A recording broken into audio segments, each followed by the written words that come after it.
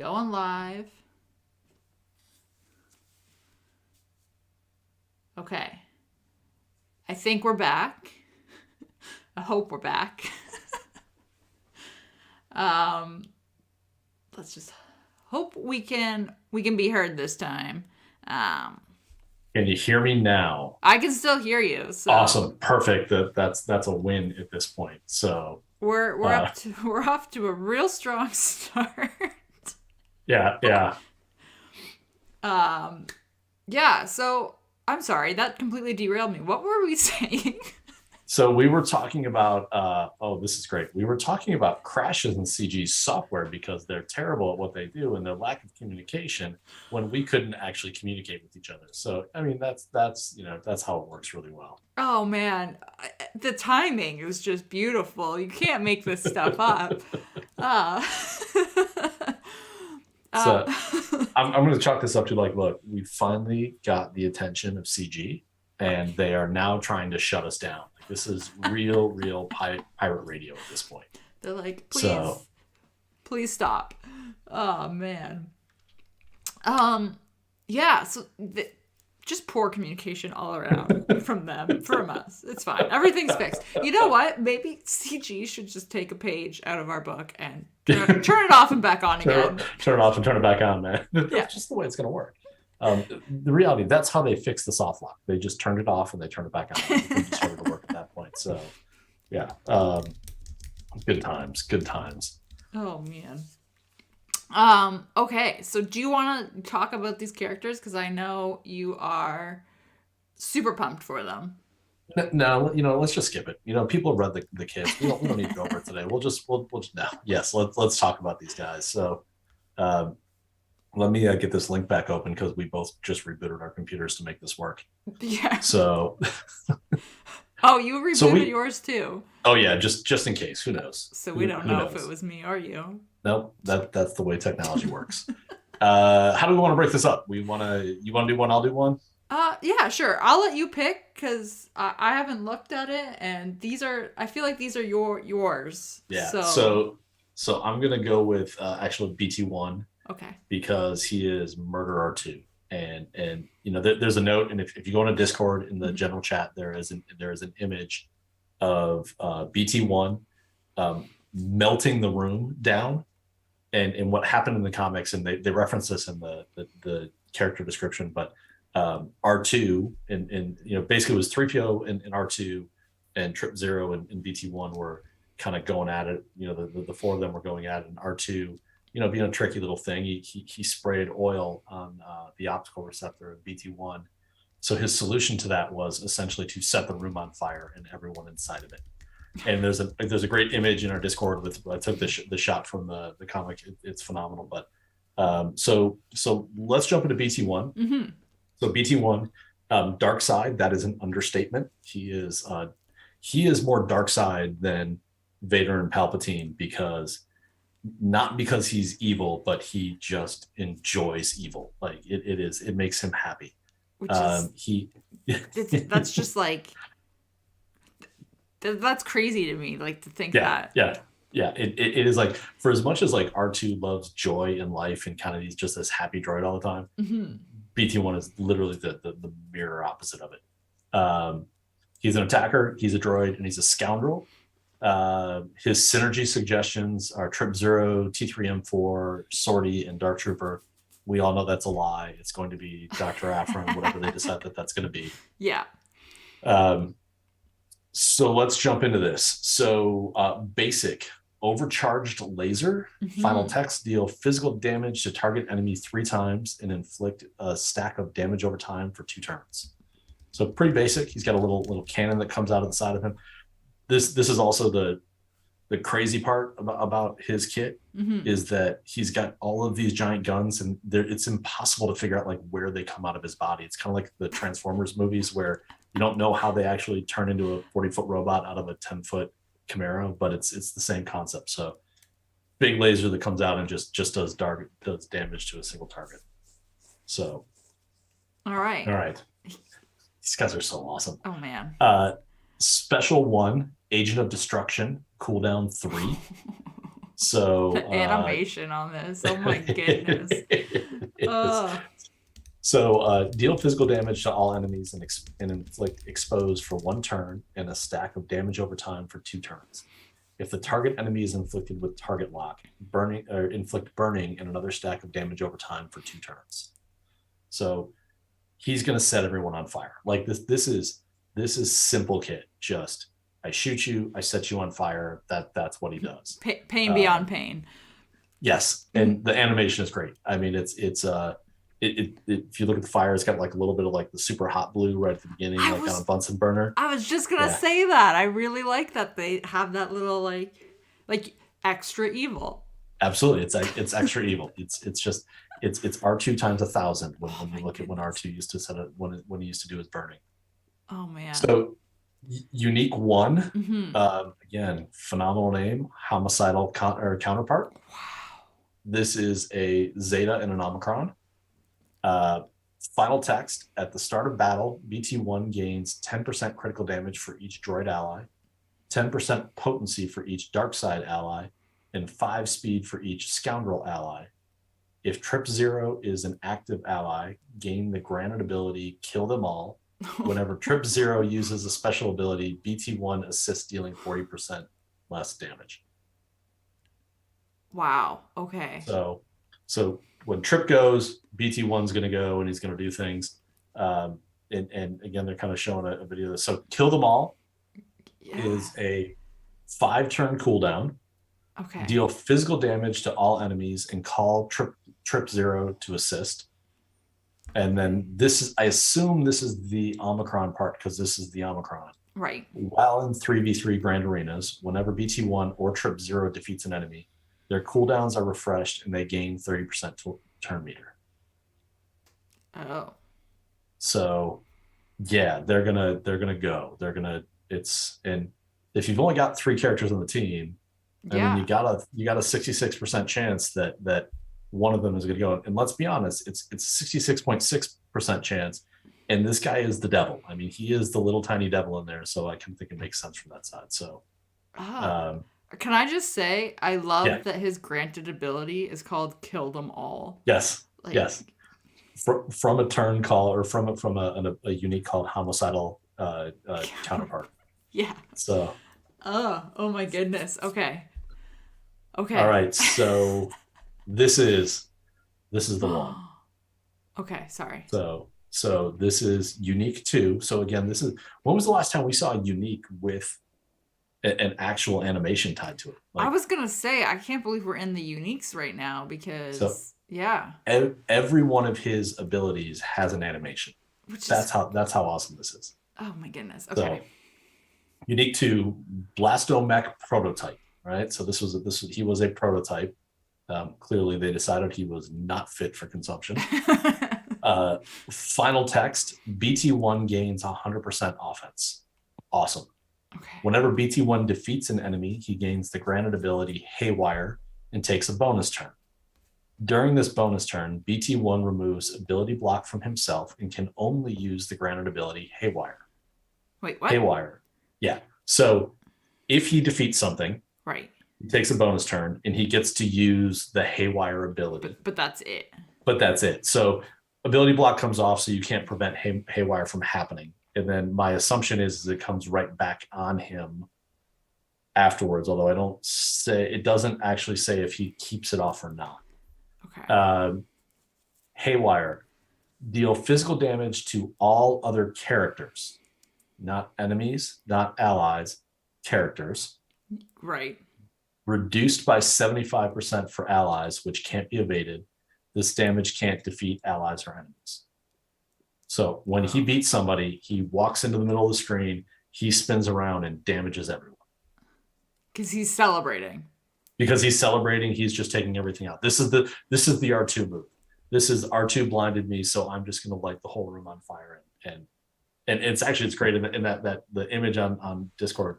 You can see Trip 0 in the background, and Trip 0 doesn't have the arms on, and he's like yelling at him to stop. So clearly he's in the fire as well. Oh my goodness. So this is back to like Chewbacca simplicity. Yeah. I've got a basic, I've got an AE attack that does some stuff. I've got a direct damage that does some things, and when I kill something, I'm just gonna blow everything up. This is a kind of like, I like the kit. It's cool. Yeah. It's simple, but Yes. it's also like, I feel like this is a kit where you could button mash, but also you don't want to button mash. Like, Yeah. it could go both ways. Yeah. Well, this is now the second character in a row that they've released Mm-hmm. that has the potential to steal banners from yourself. Oh, that's a great point. I didn't even think of that. Yeah. Because if Hondo escapes, he can cause you to lose banners, and clearly, I don't even care if it's 25% of the damage of this ability. You're gonna hit 25% damage. You have just lost 5 banners across the top just from protection loss. Yeah. In that sense. So that's a great point. And Haywire is going to go off a lot, especially in 3v3, Mm-hmm. because they get that bonus turn action coming out of the two of them from that side. So that's it. I mean, it's there's a single Zeta, there's a single Omicron. I still want to see. I want to see what how it works as an Omicron. I'm not sure that I would put them on him yet, because I also think 3v3 Omicrons are a colossal waste. Agreed. Because 3v3 is a colossal waste, but also we don't have to get into that. So that is BT. Do we want to talk about his torture buddy now?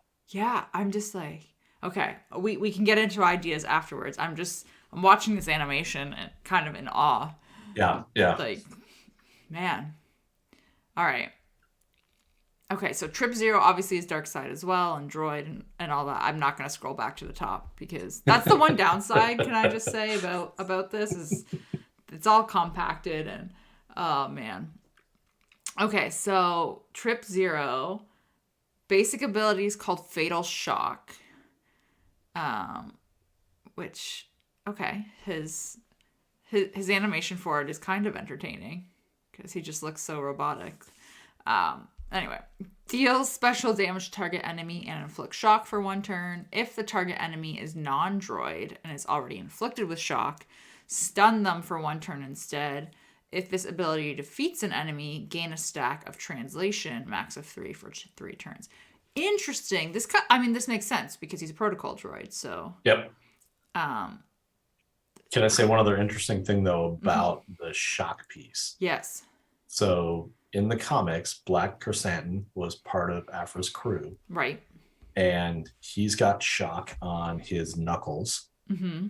And there's some shock synergy there as well. And I'm wondering if we're not going to get maybe a kit refresh on him, that maybe it looks like he slides into an Aphra team and maybe a 5v5. That'll be interesting to see what happens from that side. Yeah. That's a great point. Or that could just be me hoping too, so who knows? Yeah. Well, and like I have no idea what the next character is going to be. Yeah. What you would do team wise. So, oh man. Okay. So special 1, specialized in torture. Jeez. Okay. Cooldown of 5. It's also the Omicron. Oh my goodness. Okay. So animation. I'm just watching this. Is that like a saw that comes out of his hand or something? I think it is. I think it is. That's like so cool. Circular saw of some sort. Like, okay. That would be a tool of torture. Right? Okay. And you've got like the cannon coming out again. Okay. So, deal special damage and inflict torture on target enemy for 1 turn, which can't be copied, dispelled, evaded, or resisted. Yikes. If the target enemy already had torture, instead deals special damage to all enemies and grant all dark side allies a stack of translation, max of 3 for 3 turns. So the Omicron, while in 3v3, torture inflicted from this ability lasts for 2 turns instead. If BT1 is an active ally, BT1 and Trip Zero recover 20% health and protection. Oh boy. If this ability defeats an enemy, all dark side allies gain 10% offense stacking for the rest of the encounter, doubled for dark side droids. Ooh. So torture is receive bonus damage equal to 10% of the character's max health when damaged by an attack. Reduce defense by 10%, stacking to a max of 50% for the rest of the encounter when damaged by an attack. Can't gain bonus turn meter. How sadistic is it that they torture enemies and then heal themselves? Exactly. Like yeah, I didn't even think about that one. That's great. That's awesome. Like, yes. Wow. Now this is a long cooldown on this ability, though. Yeah, cooldown 5, and I mean, I guess BT1 is the one that's helping reduce the cooldowns. Or is he only reducing cooldowns on his own? I already forgot. There's there's a lot of words. Like I said, it's like one kit with 10 abilities is really what it comes down to right now. But okay, so let's see his unique. So he's got 2 uniques. So the first one, Interrogation Protocol. Dark side allies gain 20% crit damage. Whenever a dark side ally uses an ability on an enemy with torture, grant that ally 1 stack of translation, max of 3 for 3 turns. Dark side allies gain 5% potency for each stack of translation on them. Okay. Doubled for droids. Okay. So 1 stack, you gain 30% max health. 2 stacks, gain 15% crit chance. 3 stacks, if only one ally who grants translation is present, decrease this character's cooldowns by 1, and that ally uses their basic ability. Okay. So that was the change that they made for the new Echo, for Bad Batch Echo, right? Yes, because you could put C-3PO there, and it was this whole this whole thing. Oh man. Okay. I mean that's a pretty straightforward unique. Yep. His second unique is a Zeta, Drain Organics. Yikes. Whenever Trip 0 or BT1 gain a stack of translation, they grant a stack of translation to the other. Oh, okay. That's pretty nice. Okay. That's really nice. Yeah. At the start of his turns, he inflicts target lock for 1 turn on a random non-droid enemy that doesn't already have it. Whenever a non-droid enemy is defeated, the attacking ally recovers 30% health and protection. If the attacking ally is a dark side droid, they also gain offense up for 2 turns and 15% turn meter. If the attacking ally is BT1, he gains offense up for 2 turns and 30% turn meter instead. Yeah. Yeah, so they like to be buddies. And by the way, so the ability is called Drain Organics. Yeah. And it does more damage to humans than it does to droids. Right. Or so like that's just awesome. Like that's great. I mean, I don't know what I want to do with them. Yeah. But I feel like they would be like just a banner stealing team you would set on defense. Yep. Especially with BT1 there, just burning everything. Just torching the place. You even wonder if even at lower stars or lower gear levels, if that's not like a back wall banner snipe, just like, look, I'm going to lose this, whatever I'm putting back there is my, 15th team in 3v3. Mm-hmm. If I'm just putting something there that is going to just get 1 turn off, I'm going to AE everybody. I'm going to snipe off, 5 banners across the board, and they do their work from that side. But yeah, it's just an interesting grouping. Yeah. They're going to be a ton of fun. I mean, I think that we don't really know what it's going to be until we get Aphra in place. Right. But it'll be fun. I think the big question is Hondo really meant to be part of this team? Right. I don't think we know that or not, but super easy kits on both sides, I think, which is, again, with some of the books that we've had recently, even with specializing torture, there's a lot in there, but it's really not that complex. Basically, hey, if a target gets tortured, they don't gain bonus turn meter, and you get stacks of translation. Right. Like that's really the kit. So they're gonna be fun though. it's kind of refreshing to have like simplified kits again. Yeah. You know? Yeah. Like they obviously work well together.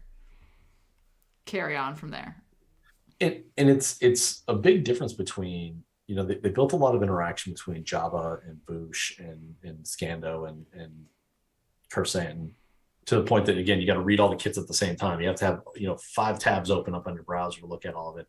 This is, so far, you don't. I mean, it's just really it's just kind of very cleanly put together. There's not a lot of callbacks between the two kits. It's just like, look, put them together, let them go murder stuff, and call it a day. Yeah.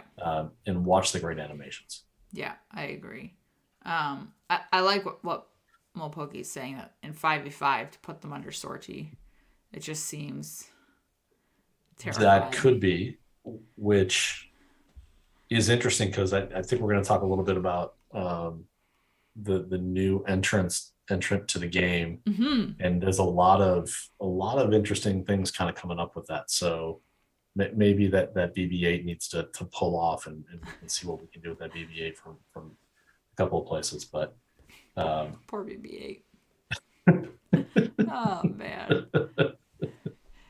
Yeah, so that's them. And then this is one marquee event that we're gonna get tomorrow, so Thursday. Yep. For both of them. So you'll only have to play it once. You do have to actually play it. They've turned off auto on every single wave, which is kind of annoying. When was the last time they did that for a marquee? Because I know they've done it before. I just don't remember when. I cannot remember. Like, I'm wondering if we're not going to get some good cutscene artwork coming in before this as well. It just seems weird. Like, why do you have to turn off auto? Yeah. I don't know. I won't have auto on. I'll probably play it at 1x speed so I can watch these animations over and over. I mean, look, I will give CG credit. They pulled out all the art dollars for the animations on these guys. Yeah, the animations are fantastic. I mean, after, Java, where he's got an ability where he raises an arm, and there's another where Chrome throws his arms up, and Scando just raises his arm for one of his abilities. Like, now all the art budget actually probably went into the murder droids. That's why we didn't get cool animations for that whole Java kit and the HUD cartel on that side. But so this is interesting. So I didn't read any of like the inspiration or tips or all of that, because I just kind of wanted to go in super blind. But under strategy tips, they say a prescribed leader is needed to fulfill their full potential, but you'll sort it out. I did not. So I didn't. I read that line and I just assumed that I didn't focus on the word sort. Maybe I'm reading into it, but I feel like that's a hint. So is it a hint, or is it the trickster trying to give people a redirection? So now we all start panicking about, well, now who's going to go with Aphra? And is she going to be on the Lord Vader team because she fought with Vader, and are we going to create a new Palpatine? I'm doing it now. Like, I'm doing it. I mean, this is the thing. When you make the connection from Aphra to Starkiller, Dash and Talon and Kyle don't go with him. Oh, I just can't picture a world where the three of them aren't together. Although at one point they did really try and want to kill her, so that works as well. There was another. So this was the other comment that was in on the inspiration piece that I just think is awesome. Mm-hmm.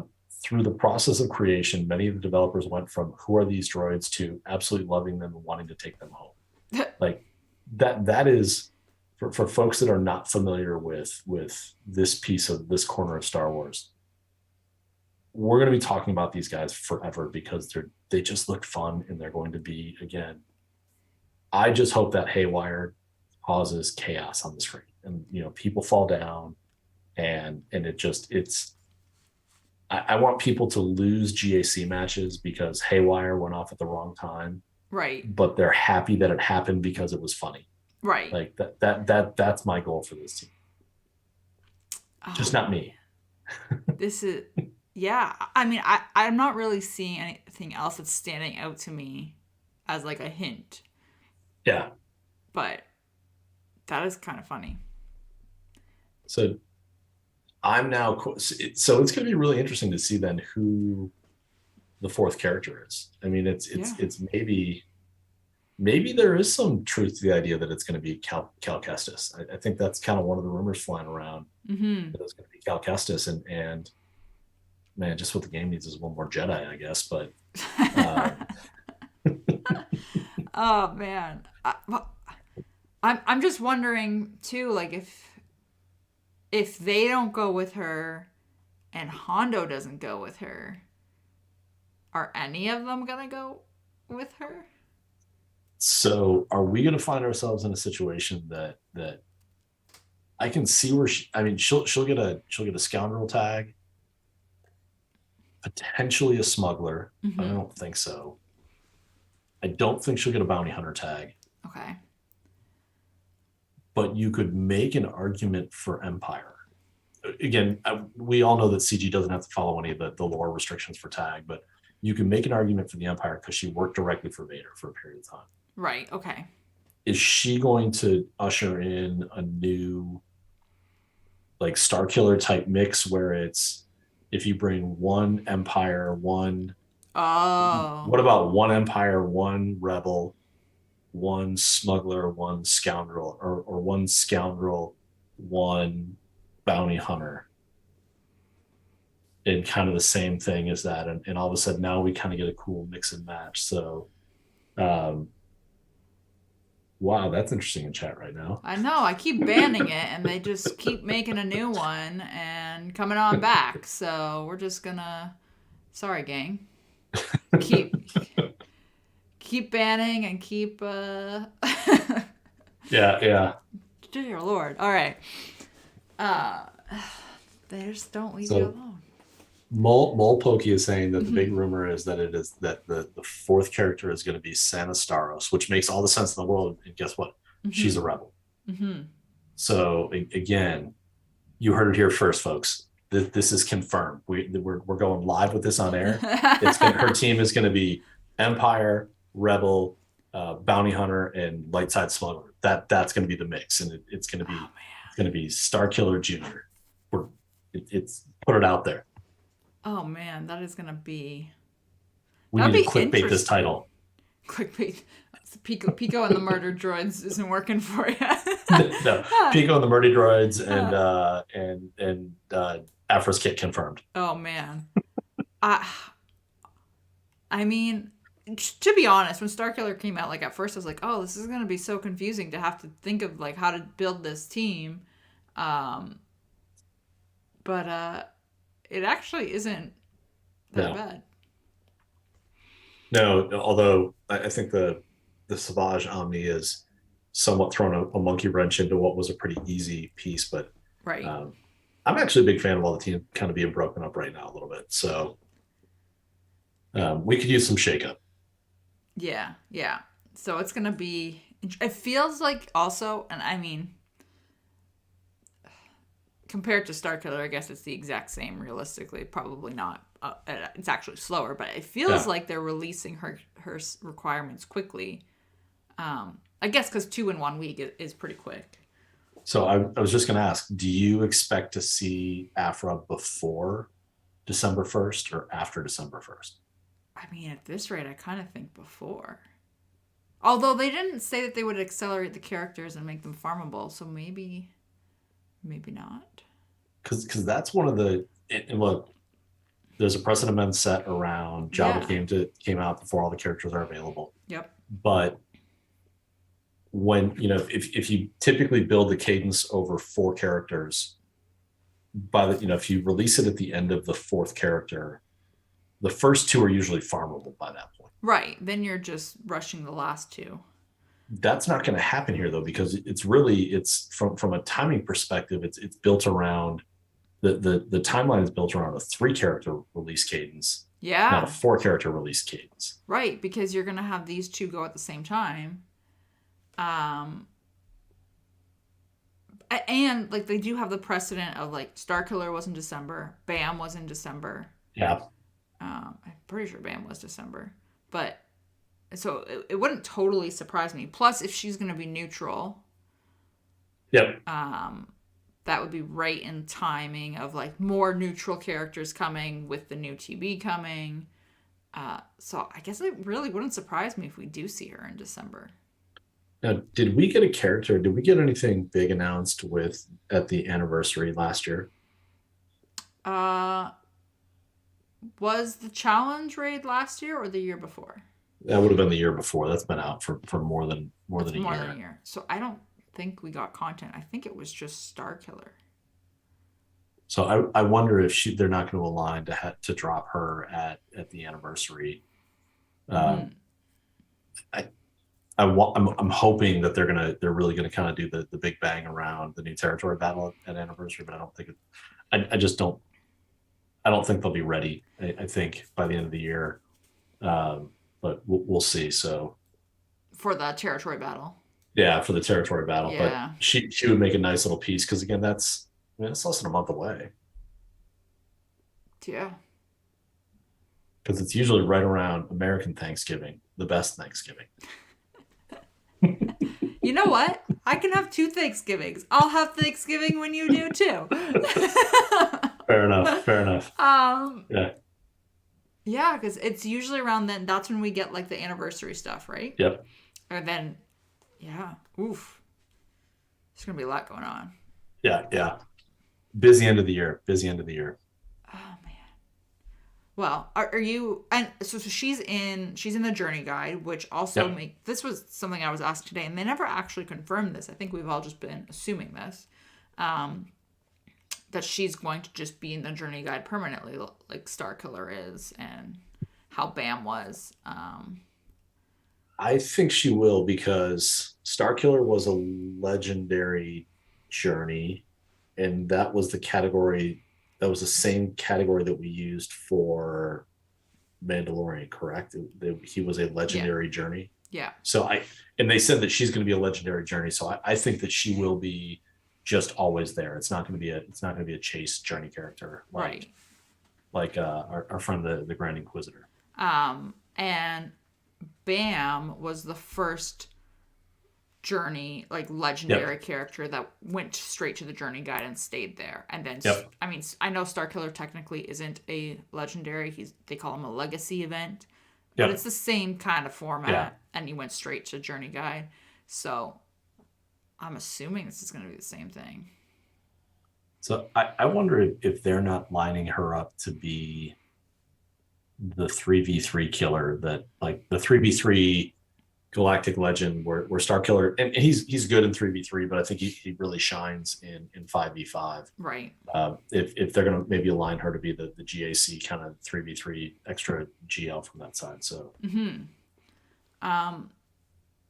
Yeah, this is going to be, I feel like this is going to be a very jam-packed year end, and it kind of gives me a little bit of anxiety because I feel like we've had a jam-packed year. Yeah. And I kind of just want to be like, can we just have a minute to breathe?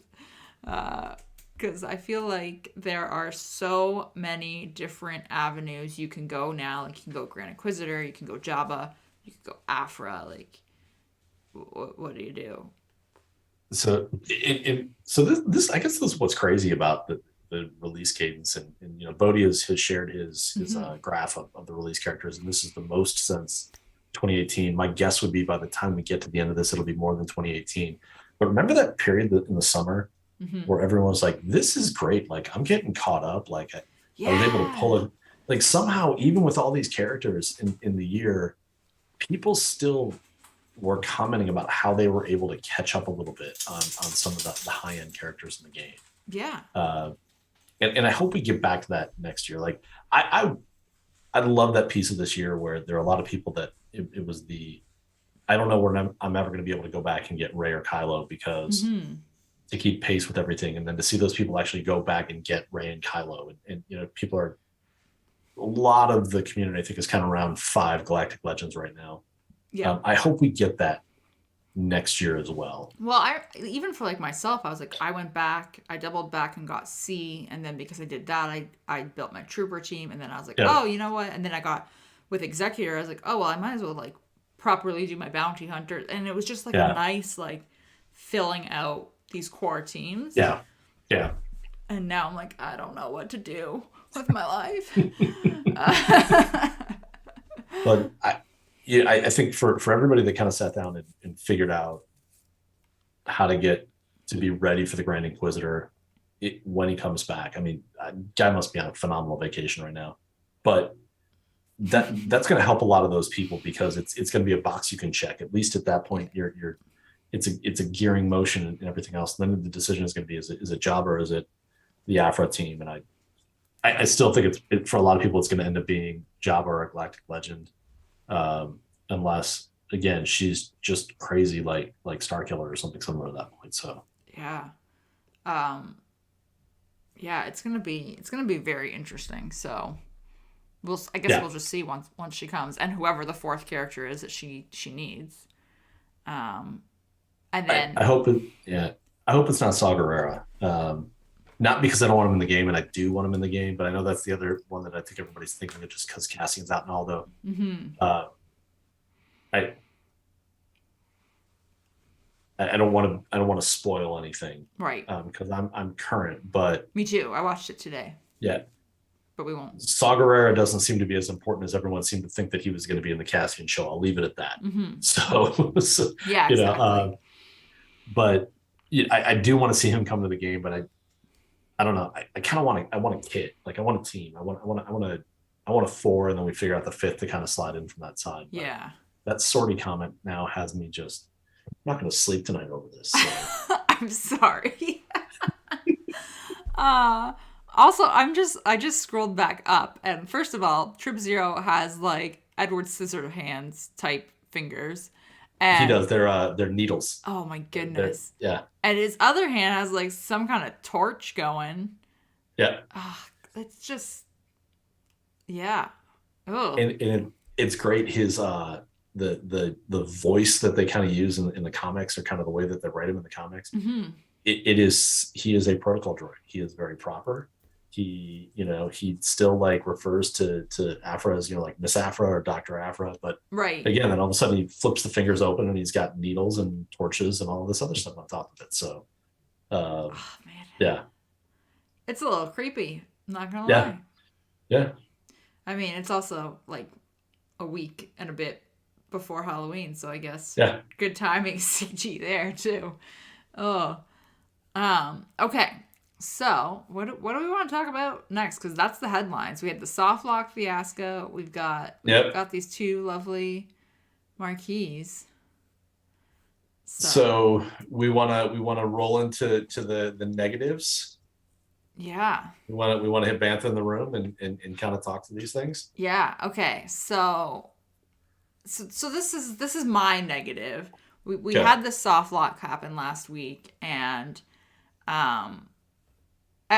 so I'm just going to reiterate, the soft lock that happened last week was a different issue than what has been ongoing for Android users, because I've been seeing a lot of people say, oh, they didn't fix it, it's still crashing. The crash that you're experiencing on Android is completely different from what was happening with BAM. And the reason why I really want to reiterate that is because I have that crash every single day. I get it in Conquest. I get it in Grand Arena. I get it in territory battles. I've gotten it switching the platoon number. So like if I'm going from Squadron 2 to Squadron 3, it crashes. I've gotten it if I'm switching from like the squad store and shipments to the shard shop, it's crashed.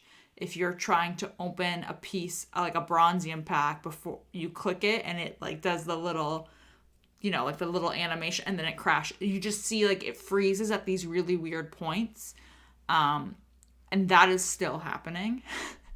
So they have not fixed that. Yeah. And I am now so frustrated with this because, first of all, if you go and look at like the bug reports on EA, so you go to the CG forums and you go to bugs and it takes you to like the EA and whatever, the level of don't give a flying F that EA employees have is unbelievably high. Yeah. And to the point that like they actually wrote to someone like, sorry, can't replicate this. It must be on your end kind of thing. And he was like, are you sure? And sent a screenshot of every single, like the topics on the first page, all were the same. And it's like, if you have this many people having this issue, you need to look into it. And it is so unbelievably frustrating to me because, and you haven't done this, so I'm not saying this about you, to be perfectly clear. But I've had multiple people be like, oh, well, it doesn't happen on Apple. And I'm like, okay. Although I think it happened to me yesterday morning. But like, and I've had like people are like, well, just use an iPad. I'm like, I don't have an iPad. And I have an iMac. So I have an Android phone and I have an iMac computer. And the computer I have does not work to have BlueStacks on it because it has a Mac processor chip, the new one, that BlueStacks is not compatible with. So I can't use an emulator. So I'm screwed no matter which way you want to cut this pie. But the solution cannot be go buy another device that doesn't have the crashes. And not to mention, go buy another device that is not cheap. I mean, this isn't go buy like $150, Android tablet. Right. This is go step into Apple's ecosystem for $600. That's not an answer. Right. And I'm like, you can't ignore a good chunk of your player base. And I get it that these bugs are hard to fix because, especially on Android, you've got all of the different devices, all of the different softwares, like all of these things, all these different ecosystems. You don't know what's causing the crash. It crashes everywhere, but you need to at least acknowledge it. And the fact that it hasn't been acknowledged is infuriating. Like there have been so many times, especially in Grand Arena, where the first battle I do crashes and I'm like, okay, well, that was my Lord Vader counter. Yeah. Thanks. Do I even try now? It's funny that you said that because I'm not running into the problem and I'm not trying to minimize where other people have had it, but I get it. 20 Conquest energy is 20 Conquest energy, and that's annoying. And we had somebody was complaining light side territory battle, it ruined their perfect run, and I get that. But where it kind of hit home to me today was listening to all of the excitement over the last 24 hours about Ben Swallow coming out. Yeah. And I can't imagine how angry I would have been if I were to go take him into the game and it crash and then know that I can't actually do anything with those Omicrons for another 48 hours to when it opens back up. Like that's part of this. Like the resources come back, but there are parts of this game right now that are built around one shot every 48 hours. Right. And that's not a great place to be in some of these cases. And I think it's also frustrating because we've had other client side issues with what was it, the button disappearing problem, which I think for the most part is cleared up. But CG was at least like, please tell us these details. Like they were communicating to us like, we understand the problem. It's hard for us to find. Provide this information. So I feel for the people who go through the problem. I'm not defending EA customer support because the reality is they're not EA customer support. Yeah, they're a third party offshore. Yeah. They're horrendous. One of my customers that manages the phone system for the U.S. Department of Education, there's a whole big student loan thing going on, recently reached out to us for more licenses for their contact center because the way that they're going to solve the influx to phone calls they're just never going to actually disconnect the calls. They're just going to let them ring indefinitely. Oh. Because they don't have enough people to sit there. So call centers do stupid things like this. I get some of those pieces. But come on, we need more out of this. And again, I feel like I sound like I'm a really anti-meathead guy, and I'm not. Like that's not what this is. But this is why we need to get back to a dedicated community manager, because we need someone in those forums managing this situation, trying to gather this information to kind of get to a resolution for everyone else. So yeah, it's just frustrating, and it's frustrating to not have no communication, and it just, you're already dealing with things, and everyone is dealing with things in the game that you don't want to play and deal with, whether it's Datacrons or Conquest or Grand Arena or territory battles, whatever it is. And to add on top of that sometimes the game might crash. Yeah. All right. Not okay. They got to fix that. So I'm sorry you're going through this. It's miserable. I mean, I've gotten to the point with it where I just expect it to happen every day. And when it happens, I'm just like, all right, well, great. Now, hopefully it won't happen the rest of the day. Yeah, exactly. So what is your bantha in the room? So I am disappointed. I'll be honest. I'm disappointed in the community. That is right not now. a good thing. So, there was a lot of comments this week made around the inbox reward from CG for the charity event. Right. And I want to stress that phrase, charity. These are CG employees who went out and raised $25,000 for a children's hospital. All right. They spent the most valuable resource that any of us have, and that is time on a Saturday to stream, to raise money. And as part of that, they promised rewards to the SWGOH community for doing it. And I've just been so frustrated through this whole process. First, it was CG announced it, and they were terrible people, and that they should just donate the money. And why are they going out to the community to get this money? Because it's charity, and that's the way that these things work. Yeah. Then it was, why am I getting these pop-ups? And this is garbage. And why are they bothering me in the game around this topic? And this is really just there for a tax write-off purpose. And we keep hearing this thing over and over about tax write-off. Folks, a $25,000 tax write-off, or $25,000 on the taxes. $25,000 is less than my personal liability to the government when it comes to to taxes. It's a drop in the bucket for CG, even if they do it. I don't think they do. There's actually some interesting articles that they don't, but all this was, again, it was employees from CG doing this with their personal time to raise money. And the reaction from a corner of the community has just, they didn't do enough for us. Right. This is garbage. This is bullshit. This isn't worth my time. And it's just like, those are the people that I feel that throw their pocket change in the bucket for the Salvation Army and then get angry that they didn't ring the bell loud enough when they walk by. Right.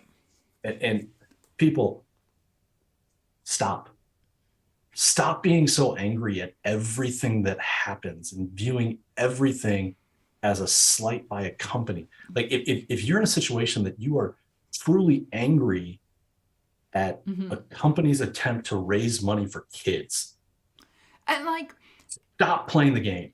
Walk away. And walk away. That's the thing. Like, I'm confused about the tax write-off thing. So obviously, like, I'm in Canada, so I'm it's a different scenario for us. But this wasn't a CG event. It's not. Correct. It's them. Like, yes, they're employees from CG, but it's not CG doing it. It's totally separate. So, like, to me, I'm like, I don't think CG can write it off, really, because it's not them doing it. I don't know. But also, like, even if they did, like, that's not the point. There's only so much that they're gonna give you for this, because they're not getting anything in game. Like, this is all charity, like you said. And to me, I was laughing when people were like, "Oh, this is garbage gear," and I was sitting there, I'm like, I just hit 8.8 million GP, so I would classify myself as an end game. Mid to end game type of player. I needed all of that gear.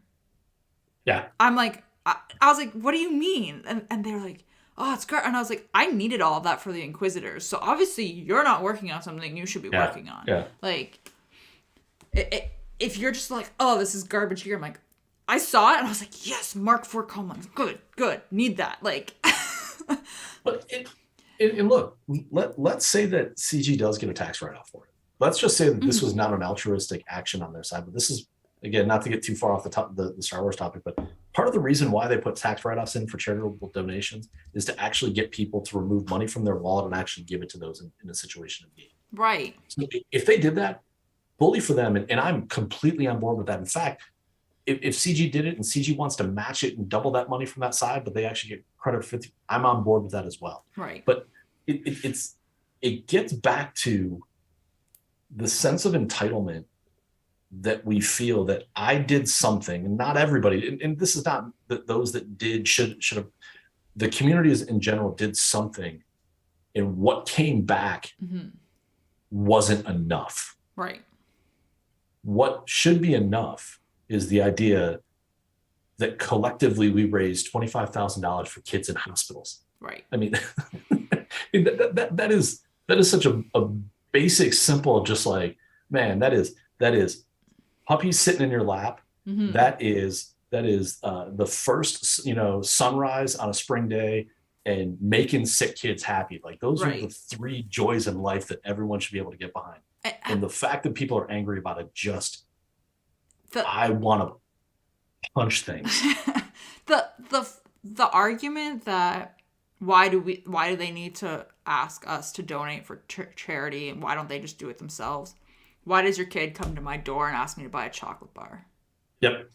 Like, buy it yourself, right? Like, I could turn it around right back there. That's how all of these things have worked since we were kids. Like, they ingrained that in you to go out and do things for other people, and that's what happened. And at the end of the day, like, it's free stuff. We're getting an extra assault battles, extra fleet events. There's another, Mole just said this in chat too, there's another free pack coming this week. So you got an inbox reward, you're getting a free pack. Like, there's stuff coming. We got 2 assault battles on one day. That was huge. That was awesome. So that's just where I'm at. Folks, it's charity. Yeah. Doesn't matter the format for it. $25,000 for kids. You got a little bit of free stuff in your pocket. Everybody wins. Let's be happy. Right. And I'll stop complaining about it now. Right. Exactly. So, yeah. Anyway. Okay. That's our negative stuff. Fix your game and stop being ungrateful for free stuff. To sum it up. All right. So do we want to go to I Love You, I Know? Yeah, because I think there's a lot of it right now. There's a little... Believe it or not, we just got done complaining about a lot of stuff, but there's a lot of great stuff going on in the game right now. Yeah. So, okay. So you start, because, I want to know what you're loving. So I've got a Lord Vader counter. Yeah. Again, this is what I love about the community, and I even love the first part of it because it's so predictable. Something changes, everyone talks about how terrible it is, and it's never going to be solved, like Lord Vader and these datacrons, and then everybody kind of figures out a couple of answers. Right. And so today, and it the reason why I like it kind of fixed a lot of problems, but there was a comp running around the last couple of days that was Rey and Bam and Dash with a Datacron, and then somebody, and then Cat. And it was like, man, that it works. Like, people like in Arena, it's like 100% success. You got to have a really fast, I think it's IG-11, just because he cleanses everybody. But that could take out that Lord Vader team, or at least get them down to solo, and you can kind of take them out. I started playing around with a couple of pieces, and I wasn't sure what to do with Ben Solo. So I went with Dash Datacron. Okay. I went with Ben with Rey, and then I went with Queel, and I went with IG-11. Okay. And it worked flawlessly today. Nice. And so the whole thing is, again, Dash takes a turn every time that something happens. Dash gets a turn, so he takes out all the ads in like 2 turns. Everything's gone. IG-11 has to be really, really fast, so that every time he gets a turn, he cleanses everybody. And then all Ben does is, on his first move, because he ignores taunt, he puts Armor Shred on Lord Vader. And then you just wait 2 minutes, and everything just kind of falls apart and dies. And I'm so excited about it, because I was dreading going into GAC this week, because I've been in a part where maybe the teams I were facing maybe didn't have the same roster that I did, because I slid down a little bit over the past couple of months. Right. And I'm starting to push back up into some tough folks, and I just didn't want to get stuck on that. Right. And I got through it. And what I'm so excited about is I can now use Bam and that all those datacrons I got for him somewhere else. I got to use Ben somewhere because I was afraid that I wasn't going to have a place to use him. Cat I can still go use somewhere else, but I was just excited that happened. But what I think I realized, what I'm really liking about this is all of a sudden we're now starting to move characters around on teams to kind of create some of these cool, unique little comps that are solving problems. Right. And causing problems for other people. And I just love that right now. I think that maybe datacrons are doing what they said, Mm-hmm. and it's causing the meta to shake up a little bit and causing people to do things a little differently. And maybe when the next set comes out next week, Mm-hmm. we don't immediately try and burn them to the ground. I mean, I will be on board with that. Like, how am I going to do this? And probably want to roll into a ball. Yeah. But yeah, it was fun kind of figuring that out with a bunch of people over the last couple of days. So I'm really glad to hear that you used Ben, because I was trying to figure out what I was going to do against Lord Vader, and I was like, I want to use Ben. I just got him. I don't want to not use Ben. Whether it's against Lord Vader or not, I'm like, it just felt weird if I was going to have to use Rey there, to not take Ben. So I'm definitely I was fully intending to try it anyway, and I'm glad that you had success with it, because I'm gonna have to try and do something. But it's gonna be fun. I'm just like that. That's my thing. Like, I'm pumped that we have Ben now, and he's unlocked. He's Relic 7. Yep. Like, we are good to go. He's modded. I'm like, let's have some fun. I don't know if you feel this way, and I don't want to say that Ben was the most anticipated character in a long time, but I think he has generated a level of excitement, at least kind of in the space that we play in, kind of the Kyber 2 into Kyber 1. Yeah. He's created a level of excitement of what do I do with him, and what are the possibilities that we haven't seen in a long, long time. And I think that's just been great. Like, I think that's been really successful from that side. So right. I mean, and like a lot of people that are getting him don't have Rey. Yeah. So you're doing a lot of theory crafting of like, how can you make him work without Galactic Legend Rey? Yep. So it's a good feeling. I don't know. I'm actually excited. So I don't know. Whatever, at the point. I don't care if my opponent ends up hearing this or not. I was originally going to set Rey Ben, because I was like, I'll just make this his problem. Right. And I decided not to. So I'm actually really excited, because normally when I get like a new Conquest unit, any kind of new unit, I'm like, well, I'll just put it on defense and it's your problem. Yep. Yeah. So it's kind of nice that I'm like, I get to actually like use you right away and see what you can do. It's going to be fun. Well, and I think that, so like look at some of the other Conquest characters as well. Like, so Dad Boba, which again he's a cool character, but you use him 4 times a month.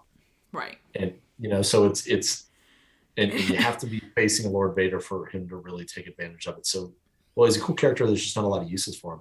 Malgus, everyone knew he was going to be great, but everyone sets him on defense, so you don't do anything with it. It's funny, because even today somebody was like, it was in one of the servers that I'm in. They're like, oh, can Malgus take out whatever the GL was? And I was like, yeah. I've not even the only time I've used him offensively is in Conquest. Like, I've never used him offensively anywhere. So, which is, it's wild, because I'm like, Maul I've used, Cat I've used, like all these other Conquest characters. And for whatever reason, I'm like, you just live here now. Now, I don't know what you can do, but this is where you go. So it's nice, though, to have a character come out and then get to use them. I'm so excited to get to use him on offense. It's going to be a lot of fun. And the other piece of it, again, not quite as excited as the Lord Vader counter, because I'm not sure it's going to work again. But I also beat a Rey Swallow team with C. And So I think part of this is the kit working as intended? Because I know that Fatal mentioned on the Gambit podcast that It is bugged. There's a bug where he doesn't do AE true damage to the team, which is just going to make it that much better. But so it was a Ray lead, Jedi training Ray, Ben, and the Resistance brothers. Yeah. And I took C, Watt, armor, and then 2 tanks. Yeah. Just to keep them alive. And I linked the 2 brothers, and they went away. Then I linked Jedi training Ray and Swolo, and he insta-killed him. And I got another turn because I had to take a couple more shots at Ray. So the revive didn't work, and I don't know if that's because of a weird, bug because I killed a Ray. I mean, maybe it was because I killed a Ray and a Swolo at the same time. But but his revive is about who's in the leader. Yeah, which is you're right. So I'm just gonna go to .gg and double check it. I've read his kit. I'm not even exaggerating. At least 6 times in the last 3 days. Yeah. But yeah, his force dyad. If the enemy leader so blah blah blah. If all allies blah blah. If there's any version of Ray in the allied leader slot, everyone gets instant defeat immunity for 1 turn at the start of the encounter. Yada yada yada. Ben and Ray, the whole can't be defeated. Yep. So if the enemy in the leader slot, so if in your case C, begins his turn with Ben solo defeated, and Ben still has an active ally, he revives with 51% health, and all allies gain instant defeat immunity. So he should have come back. Because, C doesn't prevent revives, right? Correct. I'm like, gotta go look at all the kits now. So in my plan, what I was trying to do was get Ray and Ben by themselves for a second attempt. Like that was why I went it that way, because I wanted to make sure that I could instant kill the other 3 and I fully expected him to come back, and then I was going to figure out how I was going to deal with it on that side. And what that ended up meaning is, because I've already cleared my opponent, I took out one of the Errata's team on his back wall with Jedi Master Luke, because I had a Galactic Legend available on the back wall that I wasn't expecting to have there. But so yeah, it's got. Oh, it does say enemies defeated by this ability can't be revived. So I wonder if then, because I know that I've read some people said that they've had some luck with Slicker, which makes me, and again, although I guess that could be that Slicker took them both out at the same time. Because I think that's been the thought, is that you had to take them out at the same time. Yeah. So it says instantly defeat linked enemies and deal special damage to all enemies. Then dispel all buffs on deceived enemies and deal special damage to them. Enemies defeated by this ability can't be revived. Okay. So here is the catch though. You have to do this before Ben dies the first time. Yes. Because if Ben dies, he comes back, and now he's immune to instant defeat, so this will not work on him. So that makes me wonder if the way you build Ben is as little health and protection as possible. Right. So that he dies just in general. Right, because then he gains the instant defeat. It doesn't matter if he dies, if he falls over, because now you can't instantly defeat him. Yeah. And if he keeps falling over, he's just going to keep coming back as long as someone else is alive. Because it doesn't have to be Ray that's alive. It is any ally. It just has to be an ally. Yeah. Yes. So that's interesting. Okay. And what, again, where I'm kind of excited about this is, I mean, I think I expected I'm trying to think the best way to say this. I want it to be difficult, but I don't want it to be impossible. Yes, I agree. And it's difficult, but not impossible. It's going to change the way that we play, right? A little bit. It's the SK counter is gone. It's just it's off the table now. But So we're now back to Galactic Legends versus Galactic Legends, but it's going to change the way that people kind of they fill out their board from that side. It Um, it also makes it like you have to pay attention. Like yeah, there's a lot of times where people just aren't paying attention and are, like, for lack of a better term, button mashing their way through it. yeah, And sometimes a counter works and sometimes it doesn't, and they don't really understand what they're doing. yeah, And like, so this in particular, like, you got to know what you're doing. You yeah. can't let Ben die. Like, so it adds that level of, like, just extra awareness, and it's still, defeatable, but only if you play it right. Yeah. Like I don't see a scenario why you would put lifeblood on Ben to make it that much harder for him to die. Because again, once he's dead, it's funny. Once he dies, he's harder to kill. Exactly. It's counterintuitive that way. Like, no, I want him to go as soon as, like, please, people don't build paper Bens, but it's almost like you want to build a paper Ben. I mean, yeah, because the thing is, like, once he comes back with that instant defeat immunity, he's gonna keep coming back. Yeah, absolutely. Like, especially if you're using Galactic Legend, it is annoying because your Galactic Legend is going to be the fastest one of your team, and they're going to take a turn before Ben. Absolutely. They're probably going to take, like, as soon as they take a turn, Ben's coming back. Like, so this is interesting. I will say, so we don't know if this is bugged yet. This was pointed out from the Grand Arena Science guys. So in his Omicron ability for Force Dyad, it says that, or sorry, actually it's not even his Omicron, it's just his Force Dyad ability. While Ben Solo is active, Rey can't be defeated. Ben Solo can't be defeated while Rey is above 50% health. So you need to have her below 50% health to kill her.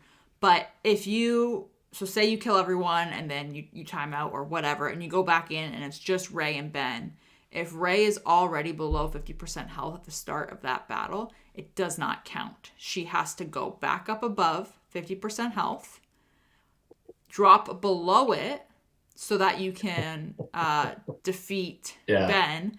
Rey is now triggered into damage immunity. So Ben is going to come back. Yep. So I don't know if this is if this is a bug, if this is working as intended, but something to keep in mind. This is Monopoly. Go to jail. Do not pass go. Do not collect $200. Go directly to jail. Like that's what it is. You can't use this to bypass anything of leaving Rey barely alive from that side. Which again, I think that's the right way for CG to do it. I guess I don't like the idea of having them getting them both in the red, timing out, and then on purpose, and then going back in and taking them out. Like I see it as a prevention for that. On the flip side, when I saw that piece, I didn't think about, no, Rey's going to go above, and when she drops back below, she goes into damage immunity, and now you're just trying to deal with, because then Kylo is going to go back into damage immunity, and it's just one shot it, folks. You just got to one shot it. That's the answer. It's going to be very messy if you have to go in. I don't even know what you do if you have to go in and clean that up. Yeah. Because now Ben's going to come back. They're going to be immune to, or not. Well, yeah, both of them would be immune to instant defeat abilities. So you can't instantly defeat Ben now. So what if your leader dies? That's the thing. If your leader dies, then theoretically Ben's not coming back because your leader is not taking a turn anymore. So we finally have a use for Kit Fisto. So you just throw in So Kit, it's a Master Luke team with a Kit Fisto lead. Yeah. He breathes air, falls over dead, and then you got to burn him down with. Although you lose all the I don't know. More questions than answers, but I think it's good because I think there's a lot of cool, fun, flexibility stuff that's there. So Yeah. We'll see. Yeah, it's gonna be interesting. So And I should probably say this now. So I'm talking about this Lord Vader counter and how awesome it is. mhm. Everyone should tune in live Friday night for Gambit Yes. Fight Night to Yes. watch me fail at that counter. Like I've been No. talking it up, and then I'm going to go use it, and it's going to blow up. So No. We're both like it's gonna be fun. I'm not playing my GAC, FYI. I don't know if they told you that. It's solo and you and all right, all right. I'm just there to provide encouragement. Yeah, I'm going to get to see Solo just get frustrated beyond belief by 70% Dodge. avoidance, and I'm going to tell him this is why you have to throw up some matches from time to time. You know? Oh man. All right. So I think that is it in the I. Oh, actually, this was my other part of I Love You. I know. So we got so derailed on Ben Solo. I'm actually enjoying working on the Inquisitors. So I have 3 of them at Relic 5 now, and I'm like, Okay. man, you guys are gonna actually be able to do like some decent work for me in other game modes and stuff now. Yeah. I mean, you're not modded properly, but that's a future problem. So which ones are in relics for you right now? Second sister, ninth sister, and the sisters, and seventh. Okay. I just have Okay. fifth and eighth left, but Okay. yeah, I'm like, this is. I felt a little bit pressured. So obviously I got Profundity to 7-star last month, and I realized I just kind of had like my crystals kind of stockpiling, and Zareth was in my account and he's like, you got a lot of crystals. And I'm like, yeah, and I didn't really like think anything of it, and then I started to panic that Grand Inquisitor's probably going to come back before I'm ready, and all of this gear and all this relic stuff, and I was like, oh my gosh. So I literally spent like 5,000 crystals yesterday on just stuff that I was like, Cairo, like, here we go. I'm like, I don't need these crystals just sitting here because there's nothing that I need to hoard them for. Right. Which is like another like thing, like if you don't need to hoard them, like you might as well spend them, guys. So I just blew my crystals. It does no good sitting in your inventory if you can actually use it to do something to move something forward. Right. And I still have like, so I spent 5,000. I still have 4,700. So it's not like I'm poor on crystals. Like I could easily go and buy some more Cairo if I needed to. So it's been surprisingly fun working on them, minus the fact that I'm like, oh my gosh, you need so much Cairo and furnaces and like, I just don't want to, but fine, I'll do it. So I'm crossing my fingers that I will make it before he comes back. I have no idea when he's going to come back because he's overdue. Yeah.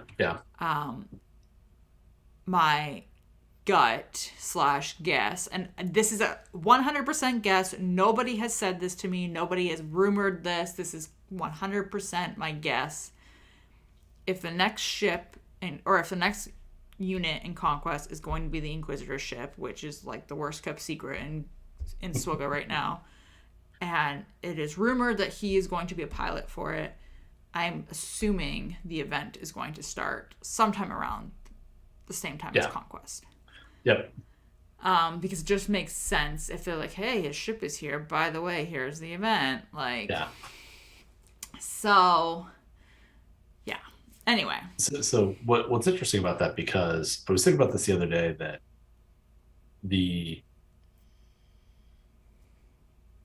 the question around like Gambit guys were talking about the bug with Swallow and why didn't they know about it? And I'm like, well, why did they have to release it 3 months ago? Well, they didn't have to release it 3 months ago because the shards were in the game. Yeah, exactly. So, like you kind of have to finalize the kit from that side. Well, if you're going to put the ship in, the Inquisitor has to be there for you to unlock it is kind of part of where that sits. So I think they're going to announce that the event is coming back next week when we get the Conquest info update that shows all the other pieces. So I think you're spot on. So next week is when I expect to be back for 7 days. Yeah.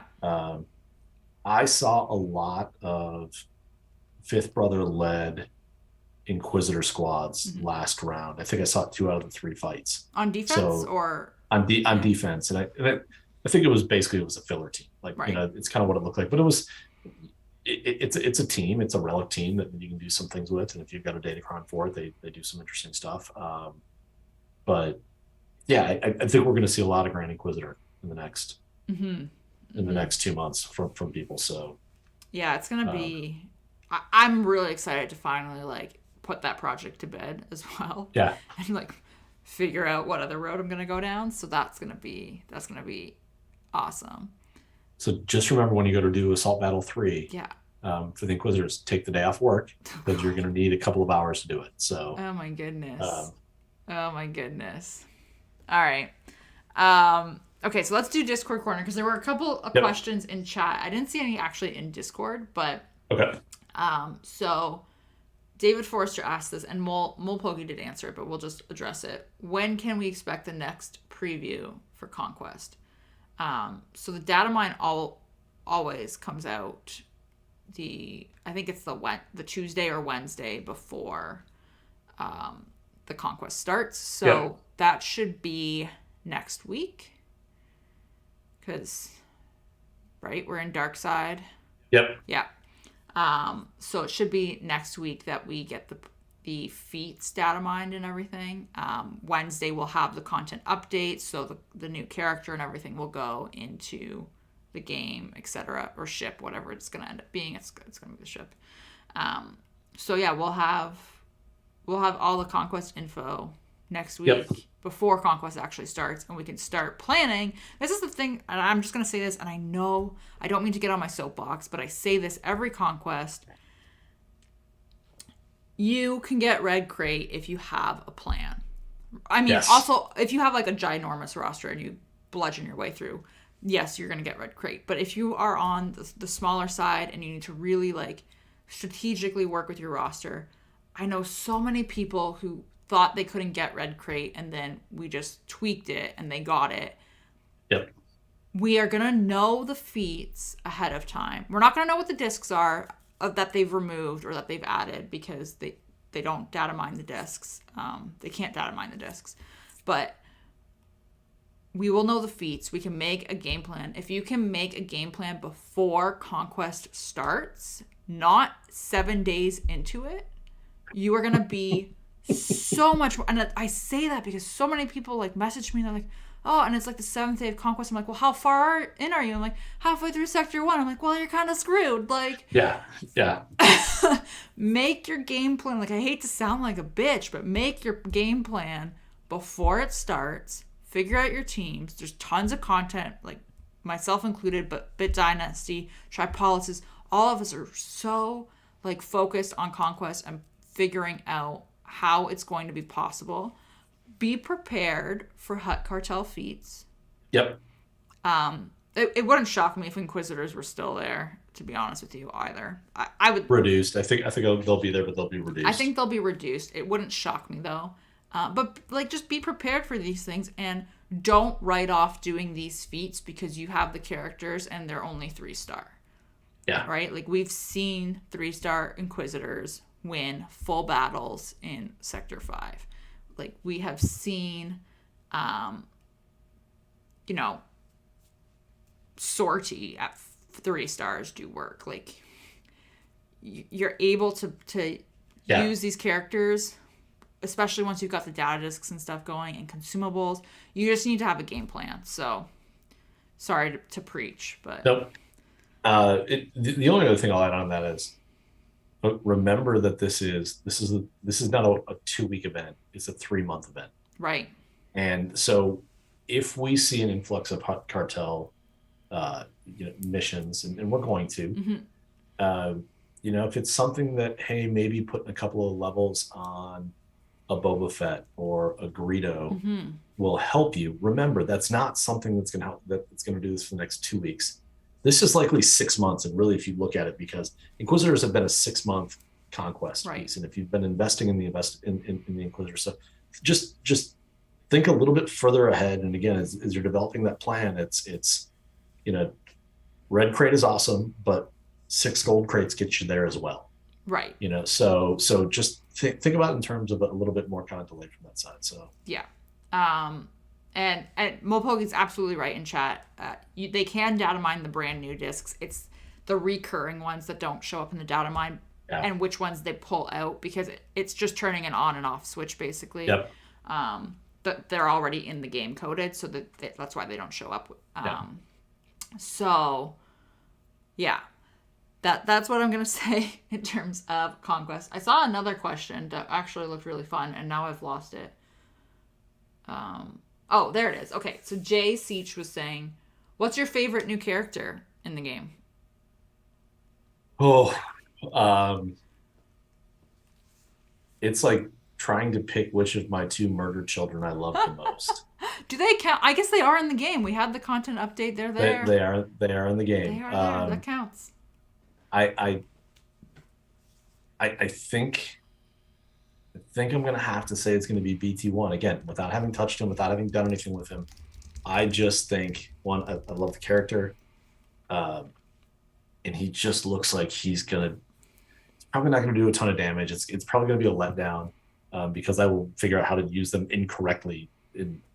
But I think it's gonna be him. The other thing I meant to say this earlier. So his round head on top. Yeah. Looks like a more elongated version of BB-8E, the evil BB-8. Yeah. Because he's got that square head with the round eye. Like, I think that's his father. Oh, okay. I need to go look at this. Yes. This lovely eyeball here. Yeah. Oh man. I don't know if I could pick a favorite character. I haven't used Ben yet. I'm super excited about him. I mean, okay, yeah, it is new character, favorite new. So BB-8 doesn't count. Yeah. Oh man. I mean, these droids sound pretty interesting. I know nothing about them in terms of the lore, but they do sound interesting. I will say, because it has to be new. What qualifies as new? Like in the last 4-ish months? I'll give you back to the Inquisitors on this. Go back to the Inquisitors? So like this Yeah. year? This year, yeah. The Inquisitors are a ton of fun. Like even at like just using them in Conquest, and like, yeah, this is nice. They are fun. I think Ben will probably be my favorite though. You know what the Inquisitors are like? What? They're like sour cream. I was convinced I didn't like sour cream forever. Like I didn't think I liked it, and then I accidentally ate a Taco Bell taco in high school with sour cream, and I'm like, no, this is actually really good. Like I would tell people that sour cream was gross. It's the same concept.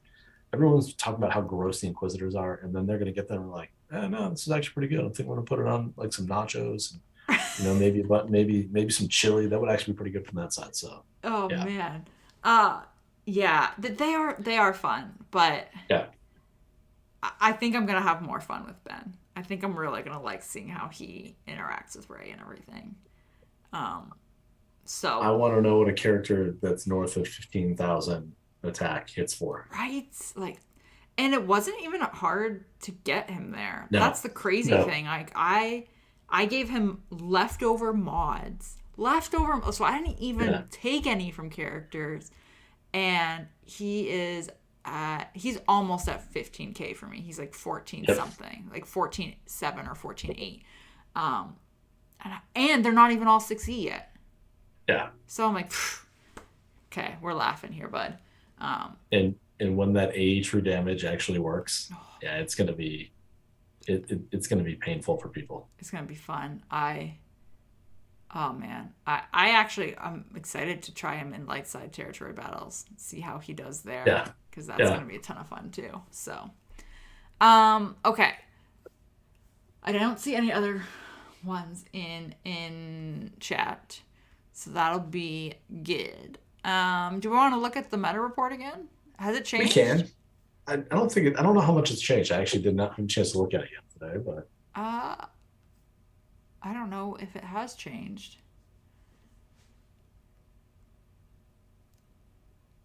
Let's see here. Executor at 70, Profundity at 25. I think so. What we got last time. Yep. So it hasn't changed yet. Probably not until the next run of the Executor. I mean, So so do you think we're moving towards a 50% fleet meta, or do you think it's going to swing back, north of 60 for profundity, as we kind of get further and further along into this? I could see it. I could see it being a 50. I could see also. I've been seeing some videos of Empire fleets taking out profundity. Yeah. So I could see them coming up. I don't think they will hold. But I could see them coming up in terms of just entering the meta report higher up as that main counter for it. I hope that doesn't happen, because I don't want to go back to screw you fleet setups in Grand Arena, because that just kind of feels like it's setting up I'm going to give you Executor and profundity on defense, and screw you if you can't beat it. Like I feel like I never left the screw you fleets thing. I mean, I don't put profundity on defense, but yeah, I feel like I never. I actually did change. I tweaked my defense slightly, and I tweaked my Executor comp, so it's the triple attacker lineup, because you can't finalize it. So 4 best days of my life: the day I met my wife, Yeah, the day my son was born, yeah, the day my daughter was born, and the day the First Order fleet came out, and I never had to run the Grievous counter to Executor again. Oh man. Yeah, now it's it's great, but yeah. I'm like, I'll just make you choose which child do you love more. So exactly, that's it's gonna be fleets are insane, but all right. Okay, so that hasn't changed. So let's go to Uncle Owen's Moisture Farm. Let's talk about who and what we're farming currently in the game, because everyone knows work comes before going to Tashi Station to pick up power converters. So, Pico, what are you farming? I can't believe I'm going to say this. I am farming gear. For who? I am farming gear for Hondo, and it will be for these droids. I am so low on gear after Jabba and Ben, and it took a couple of characters up to R8 for this, and I am out of gear. Like I literally, there are pieces on the left side of Gear 12 that I can't make right now. It's been this hasn't been a problem for me in 2 years. Right. And like, there's these things called Zeta mats that I guess that you get from other parts of the game. Like, I just thought they were in your inventory all the time. Like, I'm gonna have less than 20 tomorrow when the new droids come out, just because I'll put Zetas on them. But like, I am feeling the look. The beauty of when I took my whole roster up to Gear 12 14 15 months ago is I never had to it would just, everything would pile up. Like, we never have to use it. It's amazing how much it piles up. Now that I've had to use a lot of it this year, all of a sudden it's like, oh no, what do I like? Oh, I have to go figure out where things are on the map anymore. I can't just farm the last 9 node, at the end of Light Side or Dark Side. So I'm farming gear and Zeta mats. I'm out. Oh man. So this is crazy to me, because Zareth mentioned yesterday to me, he's like, yeah, there's a Zeta crunch. And I'm like, what are you talking about? Yeah. So to hear you be like, yeah, I'm out of Zetas, I'm like, what? But I don't put the Zetas on the marquees. Like, I just wait. Yeah. Like, so even my Inquisitors didn't have Zetas until yesterday, when Zareth was like, oh, you're going to need Zetas on these. And I was like, oh, okay. And then I just gave them Zetas. So I have put a Zeta on every character at release since Jango Fett. Oh man, that's a long time. That is, I think that was the start of COVID. I was gonna say Jango Fett came out a while ago. Yeah. Oh wow. Yeah.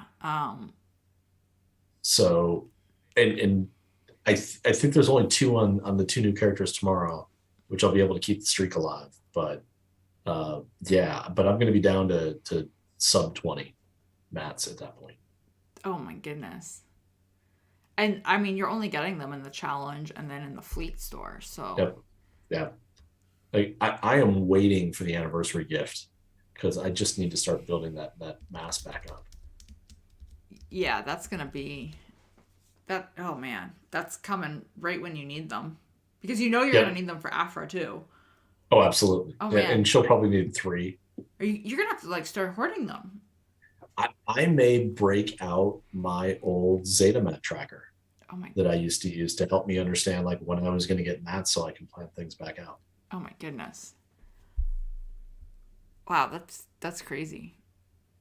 So I'm actually farming something for once. So Th- we'll see. I don't like this. It's not fun this way. this is crazy because like like you said, you took your roster to gear 12, all of it to gear 12, like over a year ago, Yeah. and now you're feeling the gear crunch, and I'm like, I'm feeling the gear crunch, and I don't have that Yeah. done, so Yeah. it's like Yeah. nuts. And that also just says, by the way, that really like reiterates, in my opinion, to CG that you got to finish the phase 1 Yeah. gear Yeah. thing. Well, and for me, where the crunch is coming from, it's gear 12 pieces because I took a number of characters to R8 or R9 in the past couple of weeks Right. because so many stupid mats are needed in that case. Yeah, you're using, oh my goodness. Yeah. So Yeah. we'll see. So I will not be wailing as much as I love these droids. I'm not going to wail on them. Mhm. I'm gonna just kind of chase it normally because I want to see what Aphra's going to do first. But yeah, I need to start kind of building up that gear piece. So using the hot utils Yeah. tool to kind of understand kind of what I'm going to need as these are going, so they'll be ready to go when it hits. So That gear tracker is saving my life right Yeah. now. It's amazing. Yeah. But I will say, like, I also think just in terms of them having Jabba come out and then Ben and we just had Malgus, like, there's been so many characters that you want to gear right away and get to relics right away that of course you're gonna run out of gear. Like I've seen quite a few Yeah. people where they haven't geared Ben because they just don't have the gear for him because they blew all their Yeah. gear on Jabba, like, or on a different thing that they were farming. So Yeah. yeah, it's definitely happening. Well, I mean, like for me, I'm like, I'm gonna be ready for a Grand Inquisitor. I don't have the gear for him. Yeah. Like, But you know what? When you're on a 4-month cycle before you see him again, the stars are way more important than the gear at that point. So, and Molpoke jumped in. He was a pre-COVID release, so it was late 2018. So well before that. But I mean, honestly, can anyone even remember pre-COVID? Because I can't. no. But so yeah, it's been, so for me, it's been about 4 years that I've been putting Zetas on everybody. I don't want to break that streak. Late 2018. Oh my goodness. Okay. So I mentioned this earlier. I'm super close to being done my Inquisitors. I only need 5th Brother and 8th Brother done. 5th Brother is at gear 12 already. So it's all of that gear. Because they all want the same. Yep. This is the thing that's painful about them, is they all want the same stuff. And 8th Brother is at gear 11. And I still need like 15 of his shards, give or take, something like that. So I need to do a refresh or 2 there. But then straight to Relic 5, and they're going to be done. And then I think I'm going to do a quick detour, and I really need to get my Bad Batch Echo up to gear 12. Yeah. I need to speed him up. Even if I can't focus on Bad Batch right at this second, I just got to do it because I was button mashing with them. I'm like, man, you guys are fun, and you work at low gear. Like, this is another example of a team that works at low gear, and like, I just need Echo to be faster. So that's gonna be a thing. Well, let me toss this one out there because we don't know what's going on with the Bad Batch, but in theory, they could be around right before the Battle of Yavin. Right. So does that put them into this territory battle time frame? Yeah, that's a great point. Light side territory battle piece. Oh man, that's a great point. Yeah, it's gonna be interesting, and they're fun, and I just want to yeah. So I've been doing that, and then I have been working on my mods like crazy. Yeah. I'm doing. I used to only like refresh occasionally, or I would refresh once, or but I'm steadily like 3 refreshes. My 3 refreshes are on farming mods, and my leftover energy is in like the slicing mat stuff, and Okay. I'm just like all in. Because what I've realized is I'm like, I have all of these characters that I'm unlocking, like Ben, and I mean, Ben doesn't care about this stuff in particular, but Ben, Grand Inquisitor is going to come. I'm going to need to remod the Inquisitors in general. I'm like, I don't have the right mods for all of you, especially when it comes to like speed and offense sets. I'm like, I need to fix that problem. You know, everyone talks about plus 20, and look, they're a huge impact, but plus 15 mods make a really big collective impact on the roster, because it speeds up the mid to the lower part of that you need as well. So yeah, I get that piece. Now, are you seeing enough good mods that you're not able to keep up with the slicing mats by going 3 refreshes and the other side? So are you starting to build up like I guess, are you gonna have to pivot towards more mats as opposed to mods in the near future that way? Or I will eventually. What I would like to do is purge some of my mods, because I know I have mods that I don't need to keep. So I'm gonna have to do that, and then yeah, I'm gonna have to see how it goes. I've had a few like decent mods drop.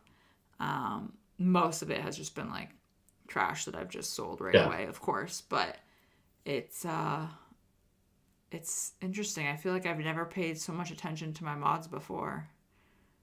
And so yeah, pre the 5 dot change, I took because I was going to record a video on it and then didn't realize how long it was going to take for me to refresh all these mods, so the content was terrible. Turns out building content really not easy to do. Like, I know you guys make it look so easy, and then it's like, no.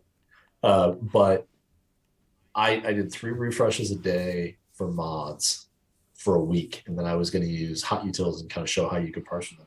It was like 350 mods or something like that I had piled up between events and everything else from that side. So you're getting a ton of them in by doing it that way. It's just, can you get 10 good ones coming out of that is, it's probably like the big ask in those cases. Right. That's like, I did 3 refreshes yesterday, and 1 of them rolled speed. Yeah.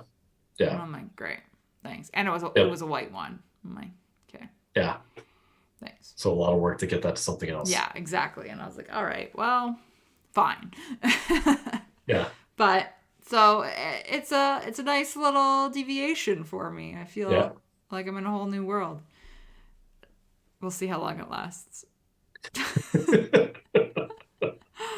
I think that's it though for the week. Is there anything else you want to do to go over? I don't think so. We found a way to pack it in, even with technical difficulties. So I know it's bound to happen. So, okay. Well, I guess that's it then. So thank you everyone for joining us, even with the technical difficulties, and putting up with us this week while we fix them. That ought to do it. And until next time, Chewy, we're home.